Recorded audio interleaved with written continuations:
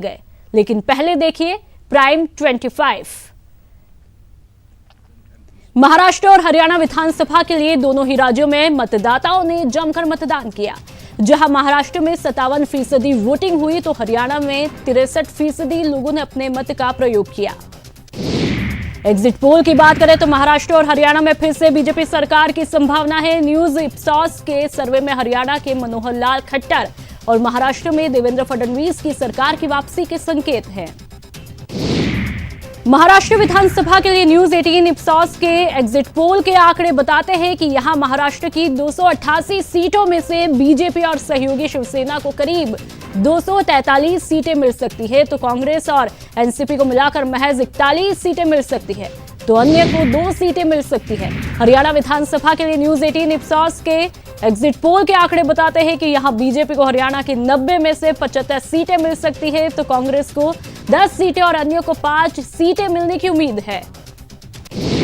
वहीं आज तक एक्सिस माई इंडिया के एग्जिट पोल में बीजेपी शिवसेना को मिलाकर 166 से 194 सीटें और कांग्रेस एनसीपी गठबंधन को 72 से 90 सीटें मिल सकती है।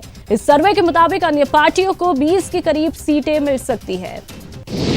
वहीं आज तक एक्सिस माई इंडिया के एग्जिट पोल में बीजेपी को 52 से 63 सीटें और कांग्रेस को 15 से 19 सीटें मिल सकती है। इस सर्वे के मुताबिक अन्य पार्टियों को 7 से 9 सीटें मिलने का अनुमान है। महाराष्ट्र के विधानसभा चुनाव को लेकर मतदाताओं में जोश दिखा। हालांकि सुबह में मतदान धीमा रहा, लेकिन शाम के वक्त वोटिंग में तेजी आई। महाराष्ट्र में कुल 56% की वोटिंग हुई। सामान्य मतदाताओं के अलावा कई वीवीआईपी भी वोटिंग के लिए बूथ पर पहुंचे।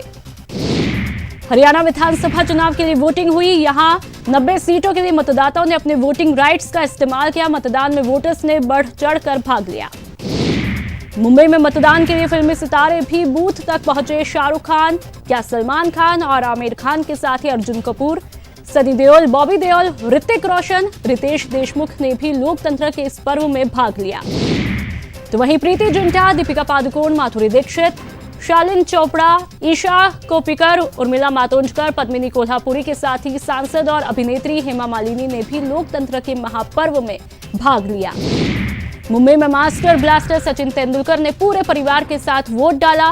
टेनिस स्टार महेश भूपति भी अपनी पत्नी लारा दत्ता के साथ वोट डालने बूथ पर पहुंचे। तो वहीं हरियाणा विधानसभा के चुनाव में मशहूर फोगाट बहनों ने भी वोटिंग की।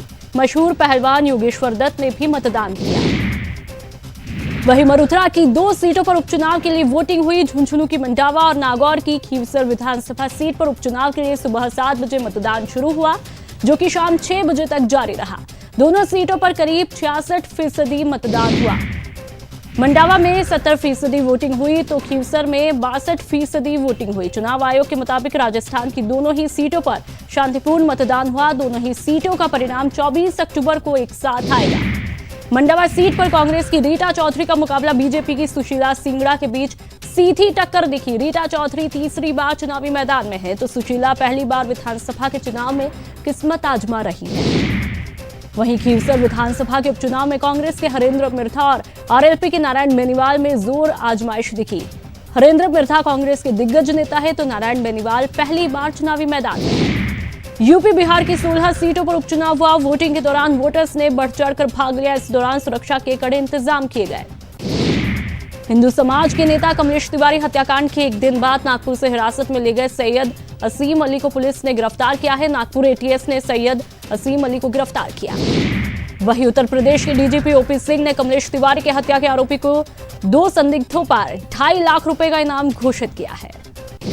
सुप्रीम कोर्ट ने सुन्नी वक्फ बोर्ड समेत मुस्लिम पक्षकारों को राम जन्मभूमि बाबरी मस्जिद भूमि विवाद में अपने लिखित नोट दाखिल करने की अनुमति दी। आईएनएक्स मीडिया केस में पी चिदम्बरम की जमानत याचिका को लेकर सुप्रीम कोर्ट कल अपना फैसला सुना सकता है। चिदम्बरम फिलहाल जेल में बंद है। करतारपुर कॉरिडोर के लिए पाकिस्तान की तरफ से मांगी जाने वाली $20 की फीस पर सहमति बनने के संकेत है। भारत की तरफ से करतारपुर साहिब गुरुद्वारा जाने के लिए श्रद्धालु को करीब 1420 रुपए देने होंगे। जयपुर में सीएम अशोक गहलोत ने जनसुनवाई की, जिसमें बड़ी संख्या में फरियादी पहुंचे। इस दौरान सीएम ने मौके पर समस्याओं का निवारण किया। जयपुर के जमवा रामगढ़ में सांसद किरोड़ी मीणा ने प्रदर्शन किया। किरोड़ी मीणा ने रामगढ़ बांध में पानी को लेकर मोर्चा खोला। मोर्चे में बीजेपी नेता सुमन शर्मा शामिल हुई। जयपुर में निगम कार्यालय में सड़क पर संग्राम हुआ। यहां पशु प्रबंधन समिति के चेयरमैन ने मारपीट की। यहां बदहाल सड़क से लोग नाराज थे। मोहम्मद शमी और उमेश यादव की तूफानी गेंदबाजी से भारत ने दक्षिण अफ्रीका को रांची टेस्ट में फॉलो ऑन देने के बाद दूसरी पारी में भी उसका स्कोर 8 विकेट पर 132 रन किया।